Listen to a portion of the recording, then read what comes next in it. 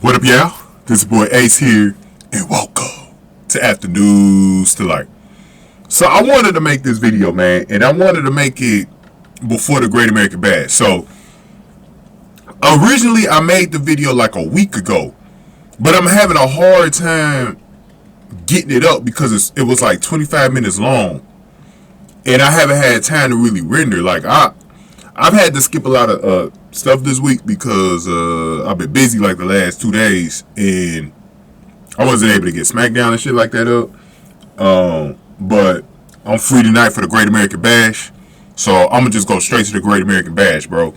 But I'm gonna try to touch upon two different topics tonight, man. And I wanted to just make a shorter video so I could get this out, man, because I want to get it out before things change on the next couple of shows on Tuesdays.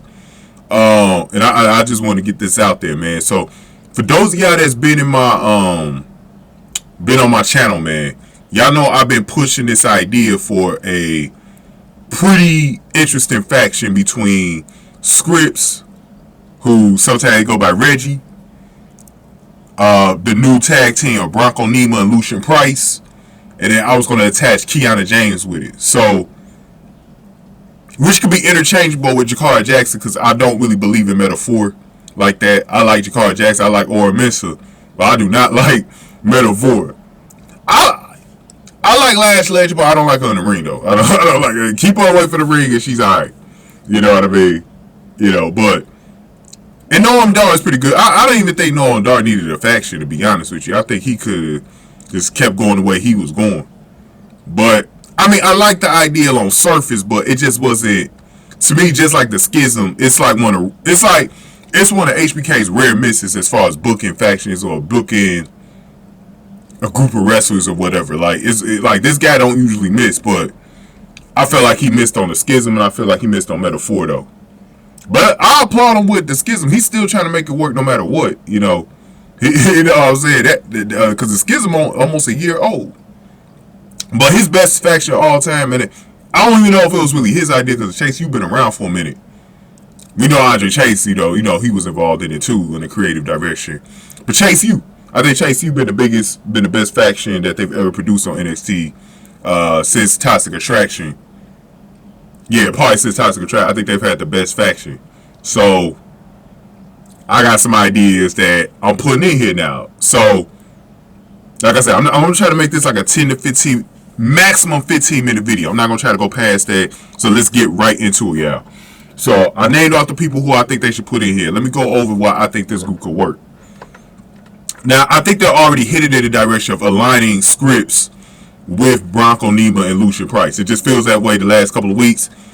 The week before, he turned heel on Axiom, and he basically watched the match, and then he went to the back with Nima and Price. So I thought that was very interesting. And then this week he went to go watch their match against Tony D'Angelo and Stacks. So, and Tony D and Stacks, they got a big match tonight against Gallus. I'm gonna start putting my polls. My polls gonna be up a little late today, but I'm gonna start putting them up as soon as I get the next video done. I'm gonna talk about Cora Jade and Roxanne Perez needing to align with each other. So, but they lost the match, but SCRYPTS was out there watching them, and Axiom came in and drop kicked the hell out of this dude, SCRYPTS, out of his chair while he was really funny on the announcer table. So for those of y'all that's not really familiar with SCRYPTS, you saw like how good his heel personality was, vibing with Booker T and Vic Joseph. You know, he was playing the heel role of coming after the babyface commenter, Vic Joseph. This is why Vic Joseph is so good. Booker T is good because Booker T does a good job of supporting the heels like he's supposed to. And, you know, they was talking about street and stuff like that. I thought it was funny the way SCRYPTS was like, no, you call me Reggie, bro. You don't call me SCRYPTS. You know, that's for my people in the streets in the hood. And, like, Booker T was like, you ain't from the hood, Vic, so you can't call him SCRYPTS. You know, and I like that whole vibe because everybody in the match was from the streets. Tony D, Tony D, Stacks, Nima and Price, man, they all from the streets. So I thought that was a little nice dynamic there in that match. And I think it's going to vibe. And it kind of reminds me of if they... This group reminds me of Judgment Day if they go with it like this. Because you could look at scripts as like Edge, right, or Finn Balor. Like he's a. They really don't have a group in Judgment Day as they say, but we know the leader has been Edge and Finn Balor. Well, actually, they got rid of Edge because they didn't want a leader. You know what I mean? So then that's when Finn Balor came in. But we know Finn Balor like the top dog in that group. You know what I mean? Even though it kind of feels like it's Rhea Ripley, it sometimes be feeling like it's Damian Priest too. It don't be really feeling like Finn Balor like the leader. So I did a poll, and let me show y'all that poll real quick. Because I was asking y'all who y'all think should be the leader, the first leader of the group. I'll be talking about it right now. So, let's see, where's this poll at? And I got a good turnout for this, so I think it was like 871 votes. I put it up like last weekend. Y'all can still vote in it, by the way, if y'all just watched this video. 62 likes. A lot of comments on it, too. Interesting comments as well. Kiana James was in the, as you guys see on the screens, 73%. Scripts 15, so a lot of people think Kiana James needs to be the leader. We're going to talk about her in a minute. Bronco Nima, Lucien Price. And one of the things that I keep saying about this group, all four of them have charisma. All four of them good on the mic. So you saw a preview of Scripts on Tuesday. I just picked Scripts because I think he's the oldest one in the group. And I like to kind of run with that. Like they all, you know, and then using Nima and Price as like the henchmen. And then Kiana James in that Rhea Ripley role. That's why I compared them to Judgment Day. And Triple H, since he's been here to creative, he's been sort of going in that direction with these factions of having a female in the group with the rest of it being males or whatever. Like, usually in the male factions, he's been going with that formula. And it makes sense, especially these days, because every year, the women's division is getting bigger and bigger and bigger and bigger. And I think the women's titles is usually about, depending on if like in the WWE right now, I would say the women's title, Rhea's title is probably the third biggest title in the whole entire company, right? After Roman Reigns' Universal title at the top, and he got the WWE title as well, and then Seth's World Heavyweight Championship is probably second. Then the third one is Rhea. And then from there, you know, maybe SmackDown's is fourth. You know, I don't know. I think Asuka's title might be fourth ahead of the Intercontinental and the US, you know, whatever. Then on NXT, it's the title that I think Ilya Dragunov going to get tonight over Carmelo Hayes. I think it's going to be. I think that's the main NXT title, and then the second one I think is the NXT Women's title that Tiffany Stratton. I think she's dropping it to Thea Hale. Thea Hale's making history, so we'll see how that goes. But I might be wrong on both of them because by the time majority of y'all watch it, y'all probably already know the results. So y'all probably gonna be like, "Damn, Ace was wrong as a motherfucker," because both of them probably. Hey, Melo probably won and Tiffany Stratton probably won. But I'm gonna do the polls. I know I'm doing them late. I'm gonna get them up probably in the first hour of the show. But yeah, so let's keep going with this. So I will do like what I think they're about to do with Judgment Day. I think Rhea Ripley about to really become the leader of Judgment Day, and that's why she's starting to recruit people like Lyra Valkyria. And trust me, it ain't just gonna be Lyra. It's gonna be some other people she's going to recruit. And I think she's doing that so she don't have to be in Orlando all the time. She's gonna be in Orlando for as long as Dom got that North American title. I think he's gonna retain it tonight. He could lose it tonight too. We'll see. But I think that'd be a bad idea because Judgment Day is in their bag right now. And I really don't want them to go into SummerSlam without everybody having a title. Balor should get the title at SummerSlam and shit like that. But this ain't a Judgment Day video. But Kiana James could be in that Rhea Ripley role. Now, y'all know the key with Kiana James. Y'all already know. She got to be the street thug character that Gigi Dolin exposed. She needs a gimmick change. The CEO business woman gimmick was pretty unique. I liked it. But I think it's had its course. I think also Kiana is only 25, so she's still really young. She can always go back to that character in the future when she's on the main roster. I don't think you need it right now.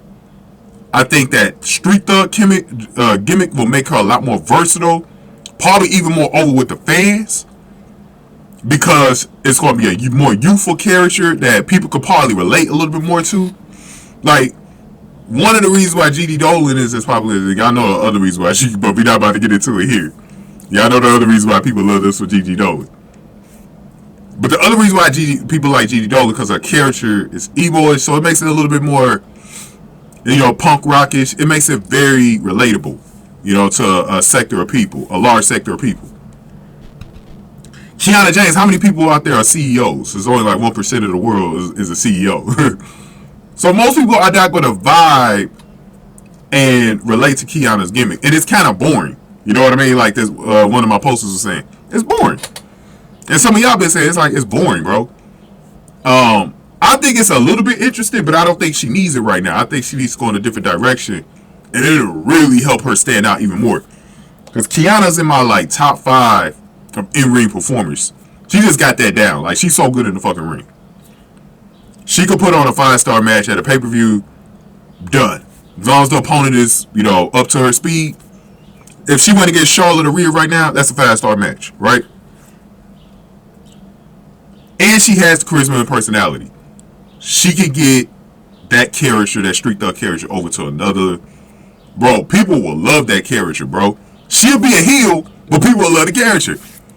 Rhea Ripley is one of the most over heels I've ever seen, female heels I've ever seen in my life.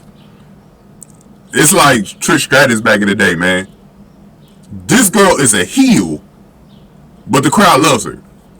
They don't boo her like they boo Dawn. They boo her sometimes, but even when she was injured with Liv Morgan, I wasn't even I heard people probably booing for Liv Morgan, but they wasn't really booing Liv Morgan. I mean, Rhea Ripley. Some people was cheering, talking about some do it again, do it again. I heard chants like that. Rhea Ripley is so fucking over, bro.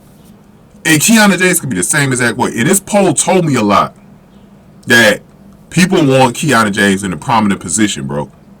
There's a lot of I've last couple of months I found out there's a lot of Kiana James fans out there. They're not as vocal like a Gigi Dolin fan base or whatever, or Roxanne Perez, Cora J fan base. But I found out a lot of people respect her though.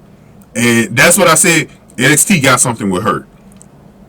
And then when they did this whole thing with this whole paint thing and Gigi Dolin trying to expose her, I'm like, bro, y'all got it right there, bro. She was a street thug in her past life. Man, bring that to the forefront, bro. Bring that to the forefront. That will get her character over. And the thing about this group is, because I need to wrap this video up, it's perfect. They're all street thug characters. There'll be a gang. There'll be a gang, and they're easy to book. They will be what Metaphor is not right now.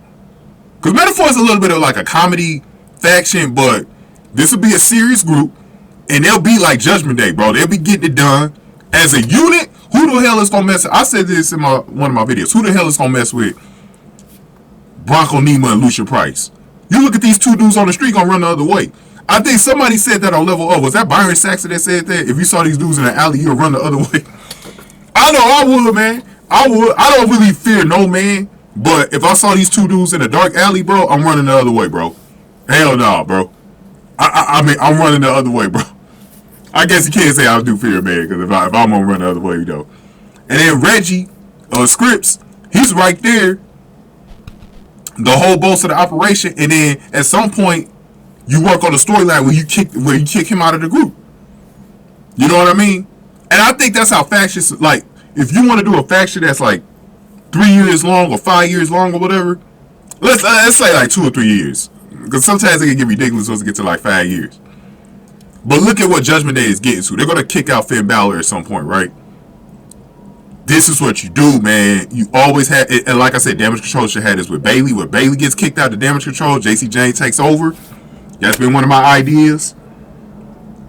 You could do this. You could have did that with Toxic Attraction too. You could have had JC James kick out Mandy Rose and still had Toxic Attraction alive today with JC James running it. But they killed Toxic Attraction. But let me know what y'all think of this faction, man. We're going to talk more about it.